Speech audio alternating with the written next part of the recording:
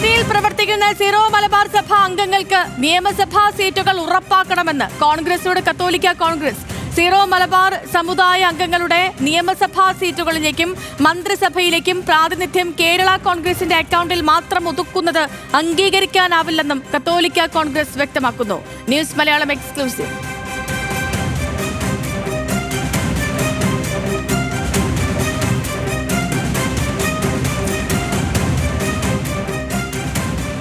നിയമസഭാ തെരഞ്ഞെടുപ്പിന് നാളുകൾക്ക് മുൻപ് തന്നെ കൃത്യമായ സമ്മർദ്ദ തന്ത്രവുമായാണ് ക്രൈസ്തവ സമുദായ സംഘടനകൾ രംഗത്തെത്തിയിട്ടുള്ളത്. കോൺഗ്രസിന് മുൻപിലാണ് ഇവർ ആവശ്യങ്ങൾ അക്കമിട്ട് നിരത്തിയത്. സംസ്ഥാനത്ത് 50ഓളം മണ്ഡലങ്ങളിൽ സിറോ മലബാർ സഭയ്ക്ക് നിർണായക സ്വാധീനമുണ്ടെന്നും അതിനാൽ ആ സീറ്റുകളിൽ സമുദായ അംഗങ്ങളായ കോൺഗ്രസ് പ്രവർത്തകരെ തന്നെ മത്സരിപ്പിക്കണം എന്നുമാണ് സിറോ മലബാർ സഭയുടെ ആവശ്യമെന്ന് കത്തോലിക്ക Congress global secretary professor Josekutty Ozhukayil news മലയാളത്തോട് പറഞ്ഞു. ക്രൈസ്തവ ഭൂരിപക്ഷ മേഖലകളിൽ ക്രൈസ്തവരായിട്ടുള്ള ആളുകൾ സ്ഥാനാർത്ഥികളായിട്ട് വരുന്നതിനെ തന്നെയാണ് ഞങ്ങൾ പ്രോത്സാഹിപ്പിക്കുന്നത്. എന്നാൽ അതിനർത്ഥം ഏതെങ്കിലും തരത്തിലുള്ള മതവർഗീയതയോടോ അല്ലെ മത തീവ്രവാദത്തിനോടോ സന്ധി ചെയ്യുവാൻ തയ്യാറല്ല. ഒരു തരത്തിലുള്ള മതവർഗീയതയും നമുക്ക് അംഗീകരിക്കാനായിട്ട് സാധ്യമല്ല.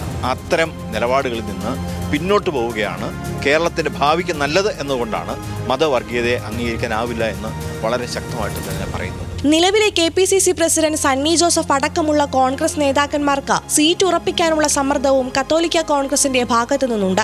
UDF മന്ത്രിസഭ അധികാരത്തിൽ വന്നാൽ സിറോ മലബാർ സമുദായ അംഗങ്ങളായ കോൺഗ്രസുകാർ തന്നെ മന്ത്രിമാരാകണമെന്നും കത്തോലിക്ക കോൺഗ്രസ് കേരളത്തിലെ കോൺഗ്രസ് നേതാക്കളെ അറിയിച്ചു. സമുദായത്തിന്റെ പ്രാതിനിധ്യം കേരള കോൺഗ്രസിന്റെ അക്കൗണ്ടിൽ ഒതുക്കുന്ന പതിവ് ഇത്തവണ അംഗീകരിക്കില്ല. സമുദായത്തിൽ നിന്നുള്ള തെരഞ്ഞെടുക്കപ്പെടുന്ന ജനപ്രതിനിധികൾക്ക് മന്ത്രിസഭയിലും അതുപോലെ തന്നെ മറ്റ് ബോഡികളിലും, മന്ത്രിസഭ മാത്രമല്ല വേറെ ബോഡികളുണ്ട്, അത്തരം ബോഡികളിലും പ്രാതിനിധ്യം കിട്ടണം.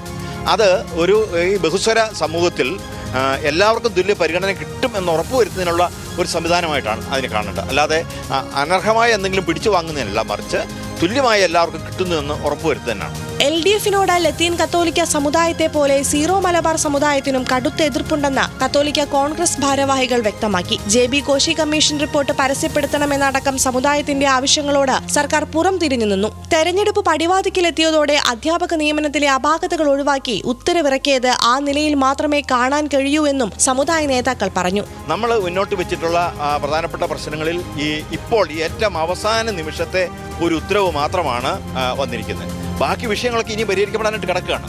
അതുകൊണ്ട് തന്നെ ലത്തീൻ കത്തോലിക്ക സമുദായത്തിന് മുന്നോട്ട് വെച്ചിരിക്കുന്ന ആ സമീപനത്തിൽ നിന്ന് ഒട്ടും വ്യത്യസ്തമല്ല നമ്മളെ സംബന്ധിച്ചിടത്തോളം ഉള്ളത്. അത് ഇടതുപക്ഷത്തിനോട് ഞങ്ങൾ ആവശ്യപ്പെട്ടത് നീതി ഉറപ്പാക്കണമെന്നാണ്. ആ നീതി എന്ന് പറയുന്നത് എല്ലാ രംഗത്തും വേണം. ഈ വരുന്ന ഇലക്ഷൻ മാനിഫെസ്റ്റോകളിലും ഒക്കെ ഇത് സംബന്ധിച്ച് വളരെ കൃത്യതയോടുള്ള പദ്ധതികൾ ഉണ്ടാകണം.